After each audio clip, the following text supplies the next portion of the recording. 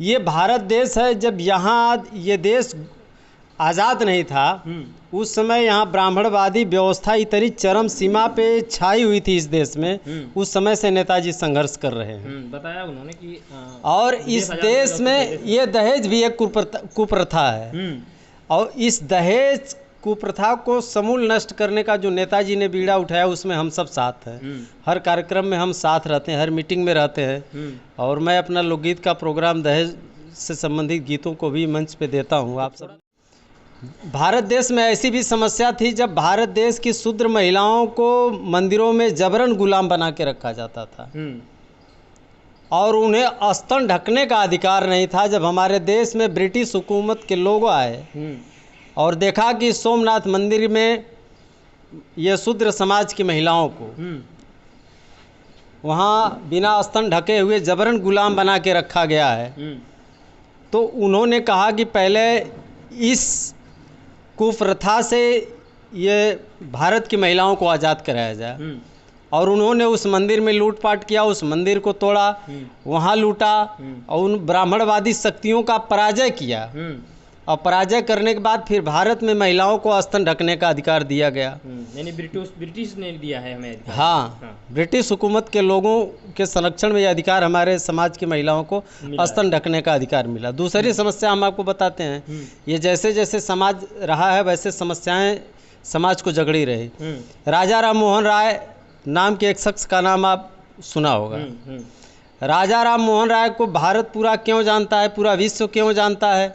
Doctor Ambedkar के विचारों को पूरा विश्व क्यों जानता है? सरदार पटेल के विरासत को और उनके विचारों को पूरा विश्व क्यों जानता है? राजा राम मोहन राय की बात मैंने किया, चूँकि यह महिलाओं की बात है, यह दहेज लोलुप लोगों के समूल नाश करने की बात है।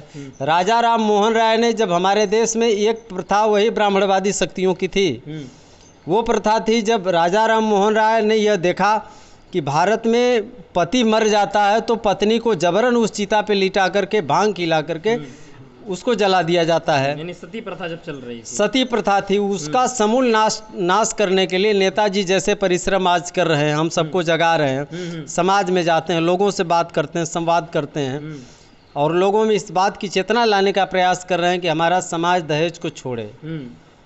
इसी तरीके से राजा राम मोहन राय ने भी सती प्रथा को ख़त्म किया। आज राजा राम मोहन राय नहीं हैं, उनके विचारों को हमारे परिषद से लेके ग्रेजुएशन तक की, पोस्ट ग्रेजुएशन तक की डिग्रियों में उनके विचारों को पढ़ाया जाता है। आज नेताजी हैं, इनके विचारों में कहीं कोई मतभेद हो सकता है, लेकिन जब नेताजी नहीं रहेंगे इस लोक में, फिर नेताजी के भी विचारों का कोई पाठ्यक्रम बनेगा और आने वाली पीढ़ियों को पढ़ाया जाएगा। मतलब ये कार्यक्रम चलता रहेगा, ये कार्यक्रम चलता रहेगा। और निश्चित रूप से आप समझिए कि दहेज का उन्मूलन होना चाहिए। दहेज एक ऐसी भयंकर बीमारी है, मैं कह रहा हूँ कि बेटी से बड़ा धन बाप के पास कुछ नहीं हो सकता। अगर व्यक्ति बेटी देने के बाद भी बेटे को अगर कुछ देता है तो निश्चित रूप से समझिए कि बर का पूरा मूल्य चुका देता है। वैसे तो चाहिए कि मेरे हिसाब से दहेज मांगने वाले के लड़के को आप अपने घर पे बुला के उससे आप अपनी खेती बाड़ी भी नौकर के जैसा व्यवहार कर सकते हैं।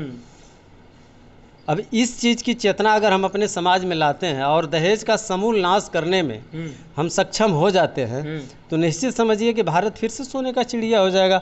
और नेताजी का जो सपना है इसको हम आपके सहयोग से, इस जनमानस के सहयोग से उसको निश्चित रूप से पूरा कर ले जाएंगे। यानी इस जो ये सामूहिक विवाह का जो कार्यक्रम होता है इसका मेन उद्देश्य है कि यानी कि हम जातिवाद को ख़त्म करें। हम और बताते हैं ये नेताजी जो सामूहिक दहेज रहित विवाह का उद्देश्य इन्होंने रखा है, मैं समझता हूँ कि नेताजी 15वां आयोजन होगा।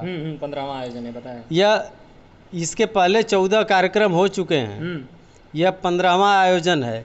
इस आयोजन के माध्यम से जैसे आप अंतर्जातीय विवाह के बारे में अभी नेताजी से डिबेट आप कर रहे थे, बाइट ले रहे थे उनसे, तो अंतर्जातीय विवाह भी होने की छूट हमारे समाज को मिलनी चाहिए।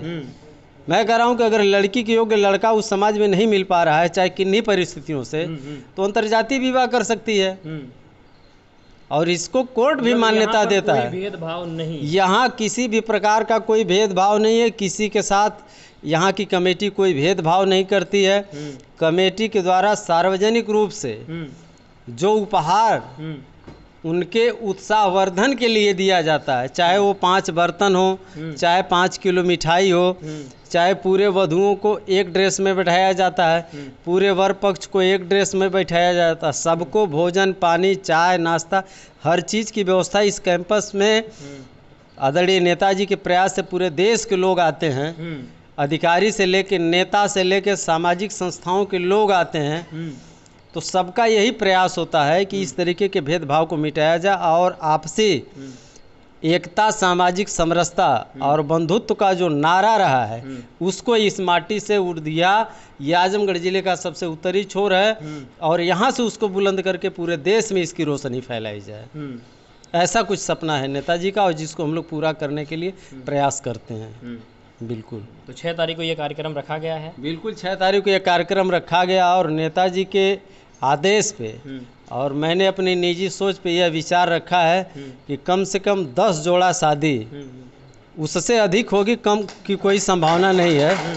और बिल्कुल फ्रेश शादियाँ जिसमें जैसे कमेटी को बदनाम करने के लिए कुछ बातों को छिपा करके यहाँ रजिस्ट्रेशन कराया जाता है, मतलब लेकिन मेरी बातें बिल्कुल एकदम साफ आईने की तरह होंगी और वो शादियाँ मैं ला के इस कैंपस में कराऊंगा। ये मेरी जिम्मेदारी है।